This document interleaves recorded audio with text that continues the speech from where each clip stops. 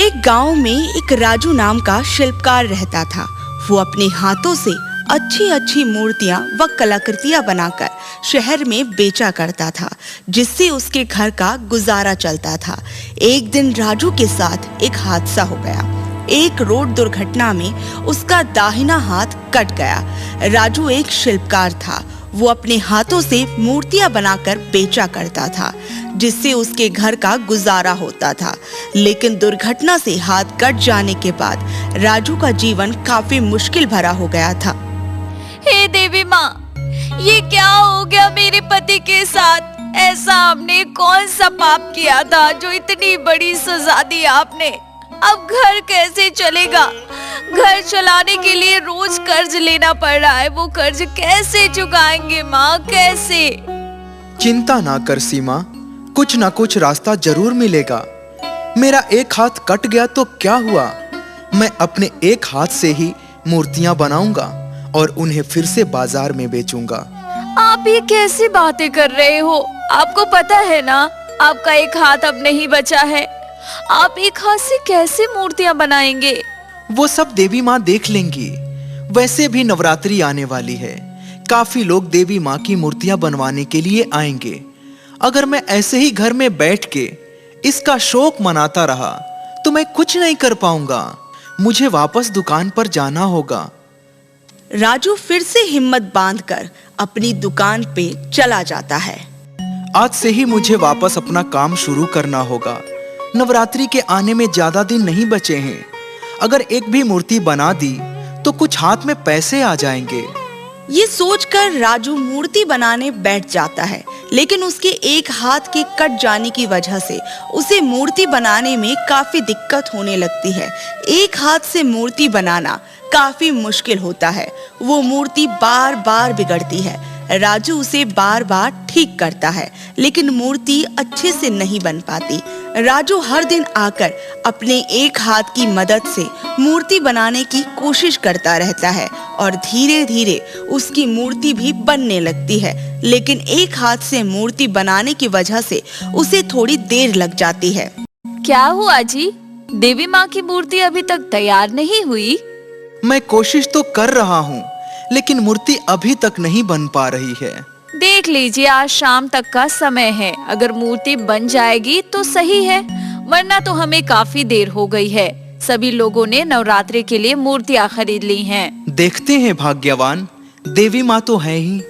राजू मन में एक आस लिए अपनी दुकान की ओर निकल जाता है और देवी माँ की अधूरी मूर्ति को पूरा करने में जुट जाता है। राजू को काम करते करते शाम हो जाती है और उसकी मूर्ति भी अब बन के तैयार हो जाती है। हे देवी माँ, अब मूर्ति बनकर तैयार हो गई है। अब इसे बाजार में ले जाकर बेच देता हूँ। कुछ पैसे मिलेंगे तो घर की हालत सुधरेगी। तभी वहाँ एक छोटी सी बच्ची राजू की दुकान में आ जाती है। सुनिए, क्या आप मुझे एक देवी माँ की मूर्ति दे देंगे? मैं इस नवरात्रि देवी माँ की स्थापना करना चाहती हूँ। तो अगर आप मुझे एक देवी माँ की मूर्ति दे देंगे तो आपका भला हो जाएगा। बेटा, ये मूर्ति बेचने के लिए है। मैं ऐसे आपको ये नहीं दे सकता। क्यों? मैं आपसे निवेदन करती हूँ, कृपया करके आप मुझे मूर्ति दे दें। मेरे पास पैसे नहीं है, पर मैं माता की स्थापना करना चाहती हूँ।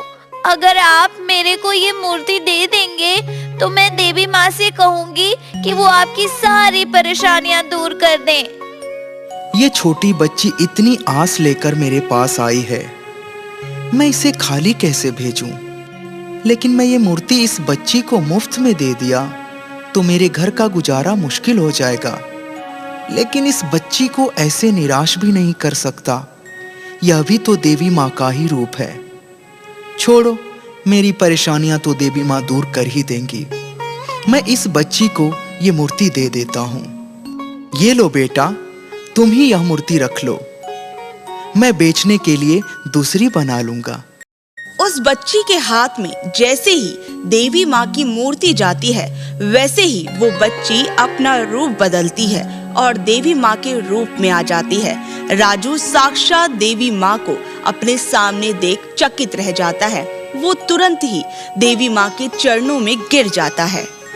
हे माता, आपने इस तुच्छ मनुष्य को दर्शन देकर मेरा जीवन सफल कर दिया।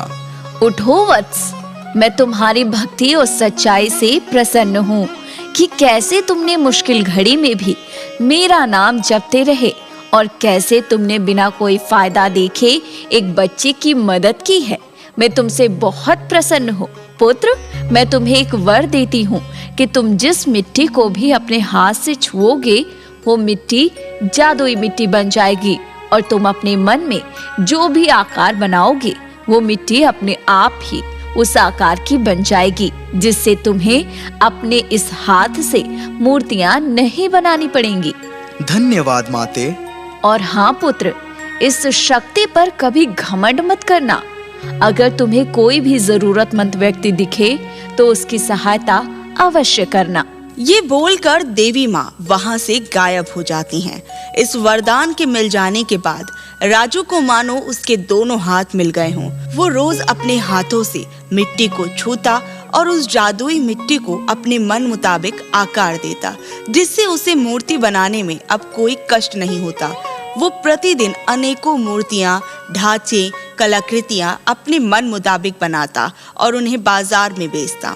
उसकी बनाई मूर्तियाँ इतनी आकर्षित और सुंदर होती थीं कि राजू की मूर्तियों को खरीदने के लिए लंबी लंबी लाइनें लगने लगी। दूर दूर के गांव से लोग आते और राजू की मूर्तियां खरीद कर ले जाते। देखते ही देखते देवी माँ के वरदान से राजू के दिन सुधर गए। राजू के सारे कर्जे भी खत्म हो गए।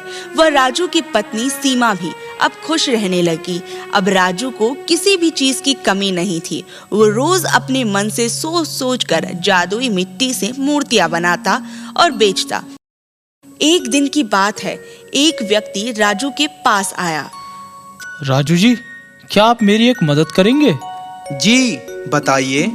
मैंने सुना है आपके पास एक चमत्कारी शक्ति है कि जो भी आप मन में सोचते हैं उसकी मूर्ति अपने आप बन जाती है। हाँ जी, वो तो है। क्या वह चमत्कारी शक्ति आप मुझे दे सकते हैं? देखिए, मना मत कीजिएगा। मेरी माँ का कुछ दिन पहले देहांत हो गया था और मैं अपनी माँ से बहुत प्यार करता था, लेकिन मेरे पास मेरी माँ की कोई भी तस्वीर नहीं है। मेरी माँ सिर्फ मेरे मन में है। अगर आप मुझे वो शक्ति दे देंगे तो मैं अपने मन से सोचकर अपनी माँ की एक मूर्ति बना सकता हूँ, जो मैं हमेशा अपने पास रखूंगा। देखिए, मना मत कीजिएगा, मेरे पास बस यही एक रास्ता है। क्या मुझे अपनी शक्तियाँ इस अनजान व्यक्ति पर भरोसा करके इसे दे देनी चाहिए? लेकिन यह शक्ति मेरी तो नहीं, यह शक्ति तो मुझे देवी माँ ने दिया था।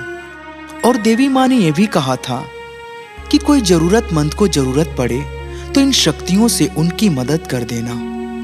मुझे ये शक्तियां इसे दे देनी चाहिए, जिससे इसकी ये मनोकामना पूरी हो जाए।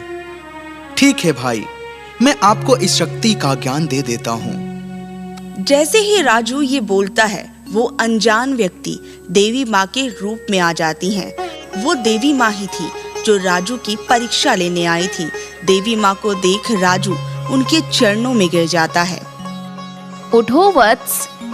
माँ, ये क्या खेल था? पुत्र, मैं तेरी परीक्षा लेने आई थी कि कहीं तू मेरी बताई बातों को भूलकर इन शक्तियों पर अपना अधिकार तो नहीं जमा बैठा। लेकिन तूने मुझे अपनी सच्चाई व ईमानदारी से फिर से प्रसन्न कर दिया है। पुत्र, जा सदा के लिए खुश रह। ये बोलकर देवी माँ वहाँ से गायब हो जाती हैं और राजू के हाथ बंधे के बंधे रह जाते हैं।